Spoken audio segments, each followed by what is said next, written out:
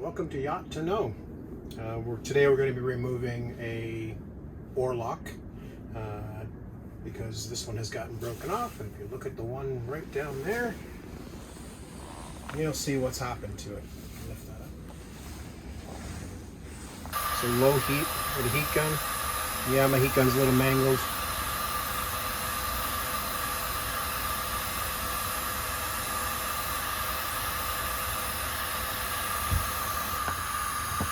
Hoping there might be a screw. There actually might be. Let me see if this actually unscrews, because you can't see in there. So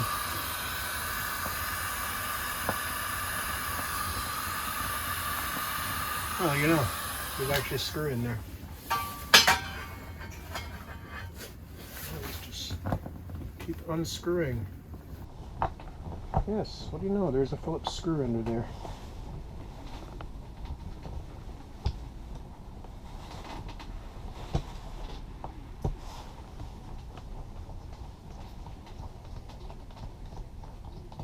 So, looks like a number 6 Phillips stainless. That means I'll probably get the same thing in this other side.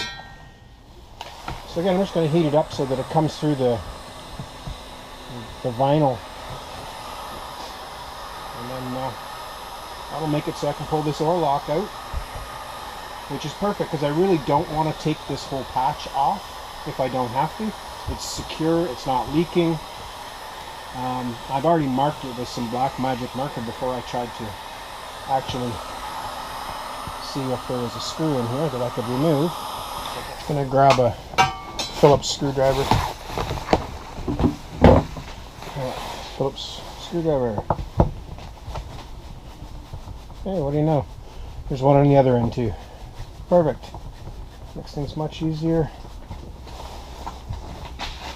And as you can see, it's kind of bowing out here, so I'm just going to help it a little bit so it doesn't tear. And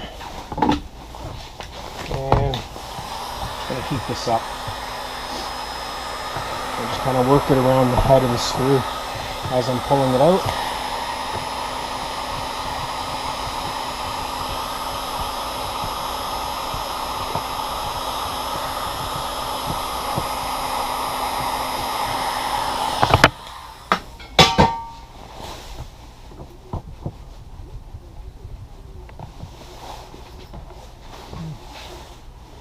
Number 2.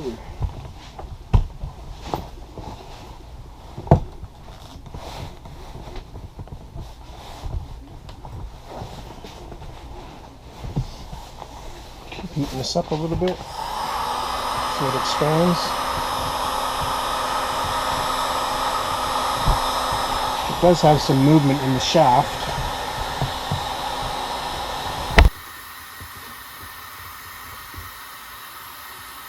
A fair bit of resistance to movement, so there must be a bit of glue on the inside that's stopping it. Yeah, it's right there. A little bit of adhesive. Which, you probably can't see that, but there's a little bit of adhesive right here that's stopping this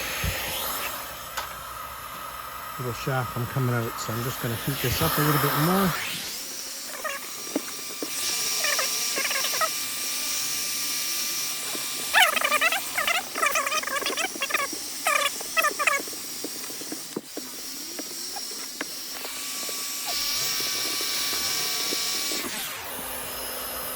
Still seems to be a little bit stuck in there, not wanting to move out. You can see the shaft kind of will move a little bit, but then moves right back to its original position. So I'll get a little, see if I can take this plastic piece off the outside, which is the original oar lock. So pop this off maybe. Put this back here.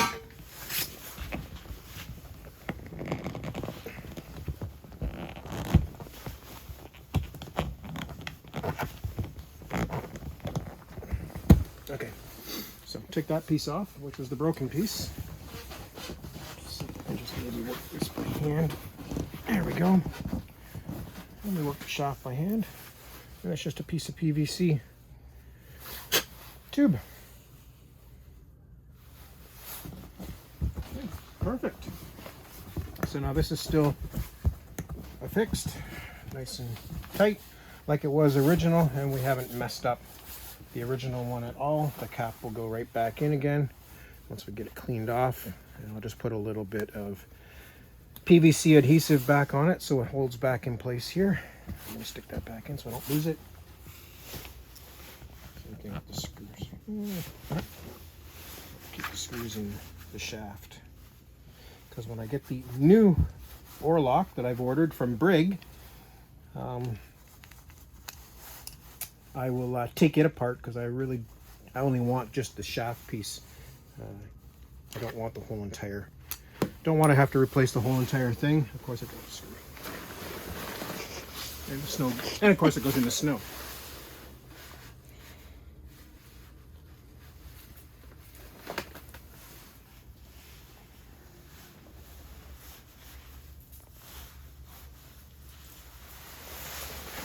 All right, heat gun. We'll get rid of the snow.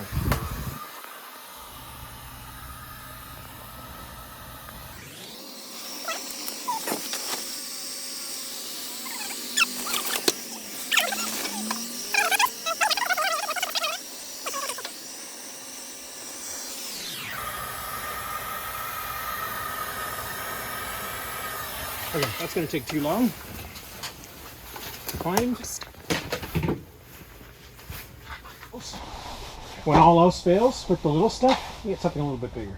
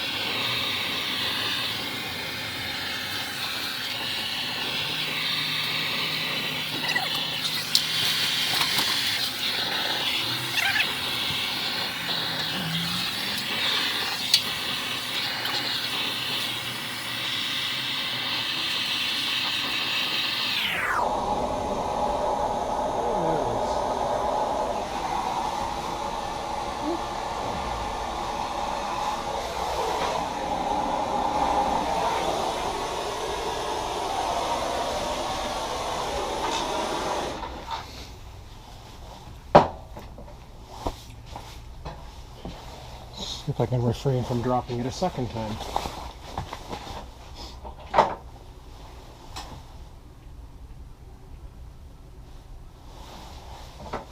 Perfect.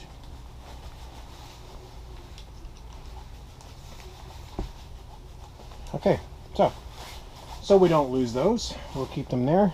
I've got a D-ring that's on the other side, but I'm going to flip the boat around so it's a little bit easier to get the recordings, and I'm going to push the trailer over. So we'll be back.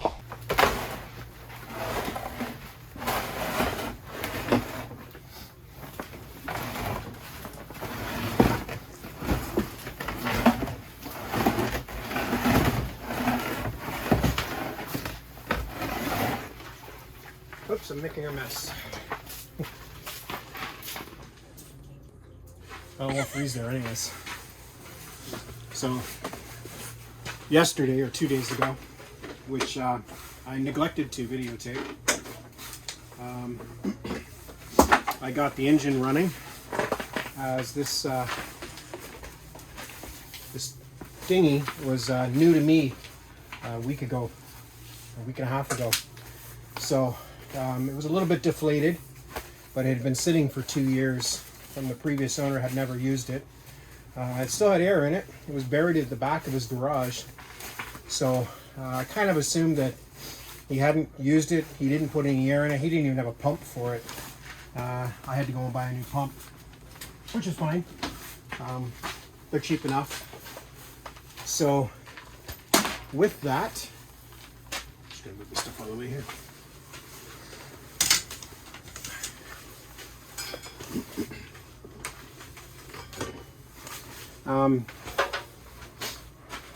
Once I had gotten a pump for it, I pumped it all up. But unfortunately, when I took apart this valve, the whole entire valve came apart. I couldn't get it, the internal cap separated from the valve. So I had to fish that out from down inside to put it back together. Which a good friend of mine came over, and between the two of us, but I needed 3 hands. We were able to get it fixed up.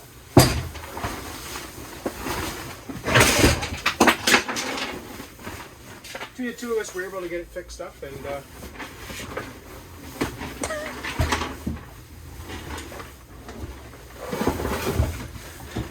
now we have it all pumped up. We know there's no leaks in it. It's had air in it for a little over a week now. And we haven't lost any air. As you can tell, this thing's nice and light. It's like 55 kilograms, which is 110 pounds, something like that.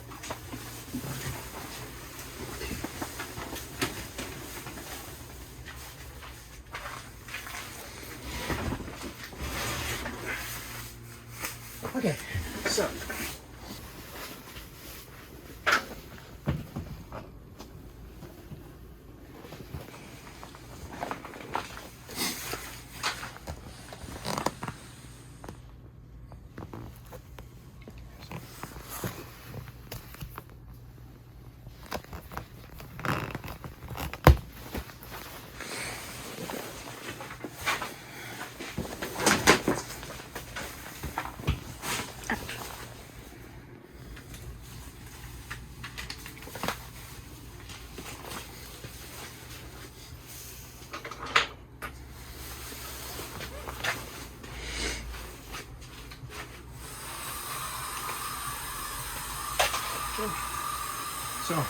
little plastic scraper, and I don't know who the make is. It came with a stereo a number of years ago, the car radio I installed. So I'm just gonna, I got the heat gun on a low setting, and I'm just going to heat this guy up.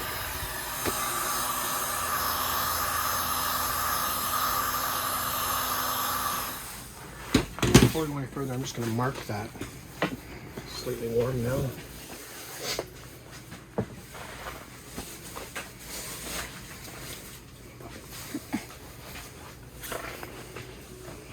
Just going to mark that where it goes, because it's going to be a little while, a few days or weeks before I actually get the patch. So I'm just going to mark where it was. And yeah, I'll take this back off. Just a regular old Sharpie.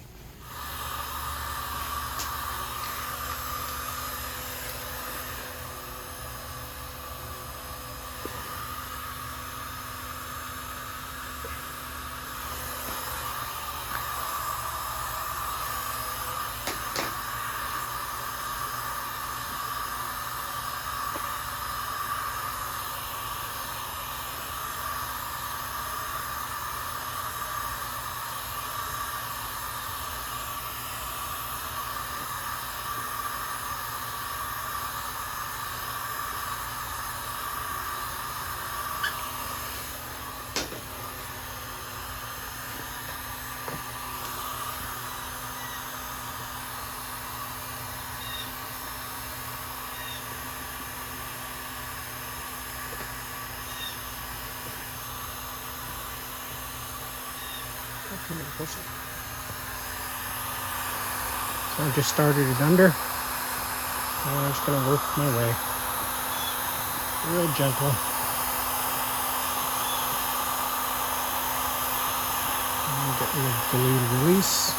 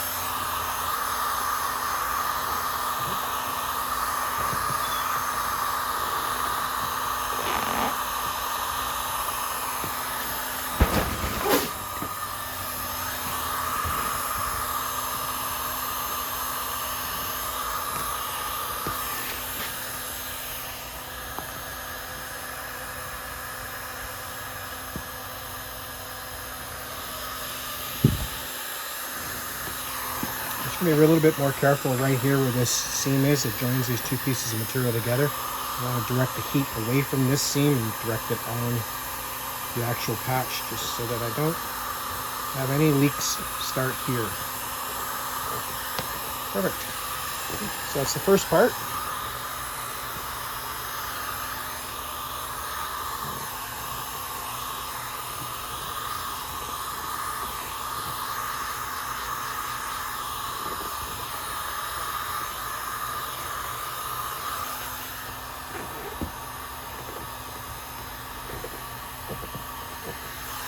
Just keep working, heat it up, work a little bit at a time.